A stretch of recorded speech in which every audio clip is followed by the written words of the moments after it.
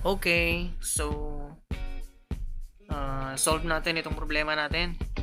The kinemaster engine failed to initialize. So let's get started.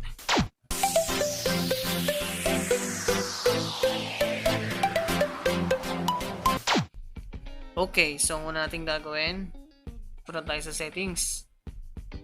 Okay. And then punta tayo sa apps and notifications. And then punta tayo sa apps. Punta tayo sa kinemaster. Nasaan na yun? Ayan. So, punta tayo sa storage, clear cache, clear data. So, yun po natin gagawin ha. Huwag po natin agad-agad na i-force stop. Ayan, force stop na natin. Kasi kapag kainuna natin i-force stop, pagka bumalik tayo ulit sa apps, ganun ulit sasabihin niya. Failed ulit. So, check natin. Kinemaster. Allow.